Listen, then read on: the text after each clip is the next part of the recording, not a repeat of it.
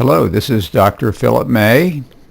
I'll be speaking with you today about periodontal disease, which is a serious medical problem, not just dental, in adults with developmental disabilities. What is periodontitis?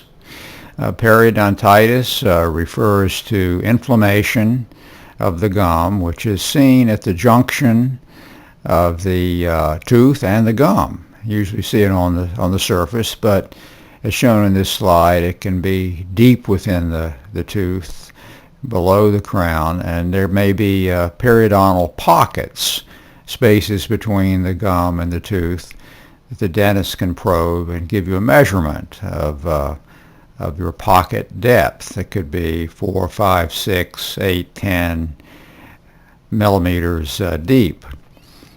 But it refers when the gum becomes inflamed at that junction, that is periodontal disease or periodontitis. Now, how can we measure the severity of periodontitis? And this is something that physicians can do. And this is a slide of the lip score, LIP, or lower incisor periodontal. So if you pull down the lower lip and take a look at the lower incisors and look at the junction of the tooth and the gum and see if there's any inflammation there. And you can see on the top row of teeth, these are the lower incisors, that there's really no inflammation there. That's a lip score of 1, which is good. No inflammation, no buildup of plaque or calculus, as can be seen on the lower series of where the lip score is 3, where you see buildup of plaque or calculus. And this is associated with inflammation. You see the red line of the gum. So it's very easy to see. You just pull the lower lip down, take a look.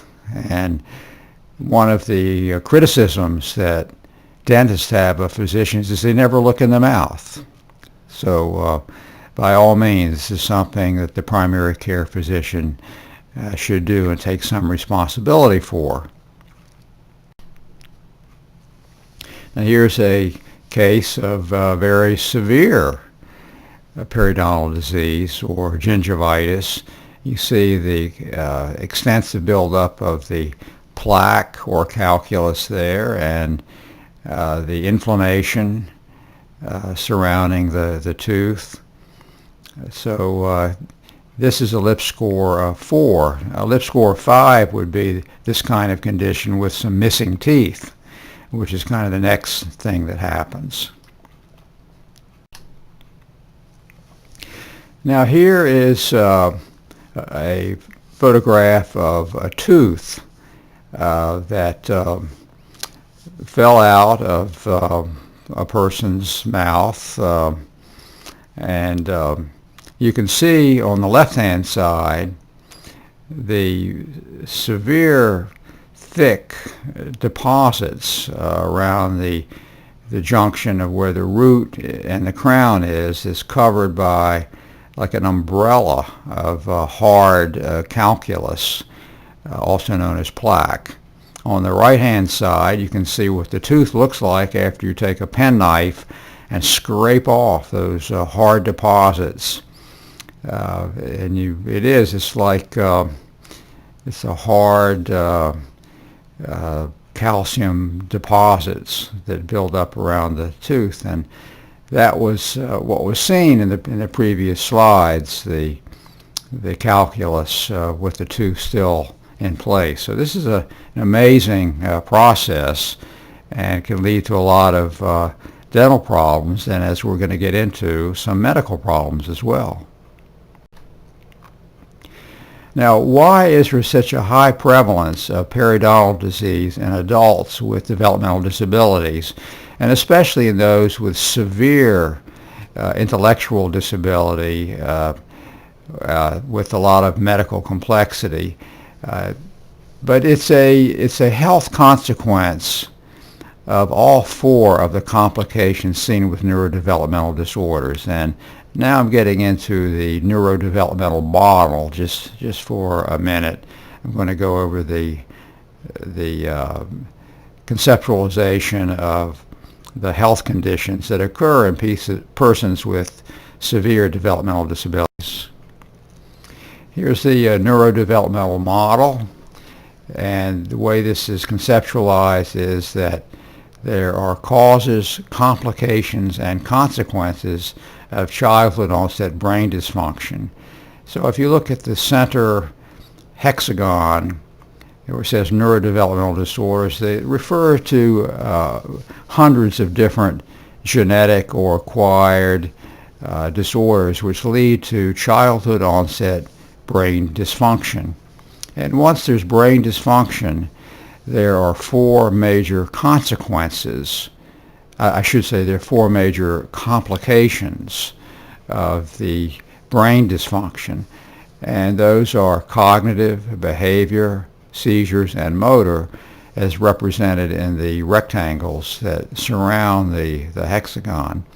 So what this is saying is that if there is a brain problem, then the four major symptoms of a brain problem, regardless of the cause, it could be a birth injury, it could be Down syndrome, it could be Fragile X, it could be measles encephalitis, whatever it is causing the brain dysfunction.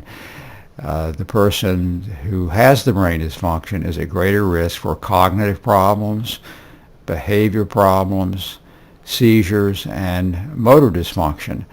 The person may come to the doctor because there's a seizure problem. The doctor, if they know that this is a childhood onset brain dysfunction, needs to consider that there also may be motor dysfunction, cognitive dysfunction, and behavior problems. They may also be on psychotropic drugs. So these things are all related. And for different reasons, the complications lead to consequences. So what are the consequences of a motor dysfunction versus a behavioral dyscontrol function, or a seizure, or cognitive? But regardless, all four of these complications have a consequence of oral health problems for different reasons. If there's a cognitive problem, the person doesn't have the knowledge or motivation to provide himself or herself good oral hygiene. If there's a behavioral problem, and they depend on caregivers for dental treatments and hygiene, they may not be cooperative and fight the caregiver. So it's very difficult to administer the dental treatments to a person with a behavior problem. If there's seizures, they may be on drugs that affect the gums, like Dilantin can cause gingival hyperplasia. And lastly, if there's a motor problem, it's very hard to floss in the back, if you're paralyzed, if you have some difficulty with motor function. So this is why we say that oral health problems are a consequence of all four of the complications of neurodevelopmental disorders. Now, why is periodontitis such an important medical problem? And it's because of the secondary systemic consequences of periodontitis.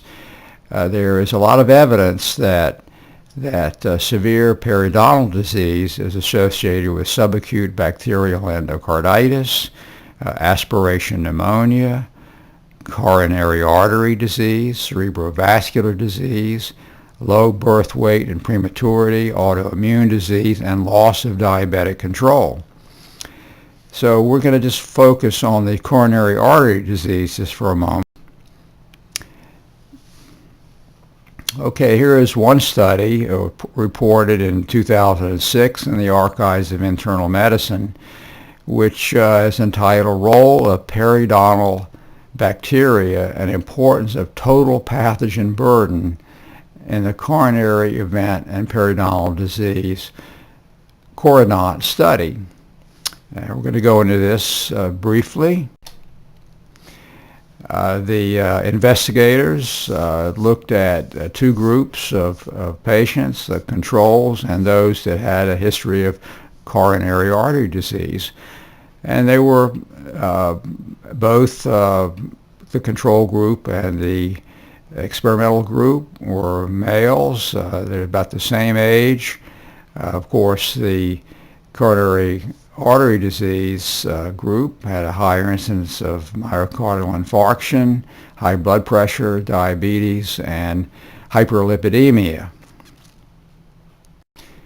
Next thing they looked at is they took samples of fluid from the periodontal pockets and they measured the bacterial species by using ribosomal DNA and RNA directed probes, and they found a number of different types of bacteria.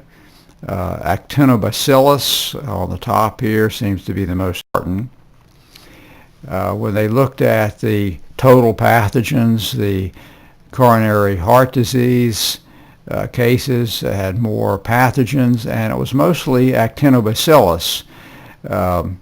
That was the one that was significantly higher in the coronary heart disease cases. So there is a relationship between Actinobacillus and coronary artery disease. So here we're getting into a real medical problem, which is caused by a dental problem.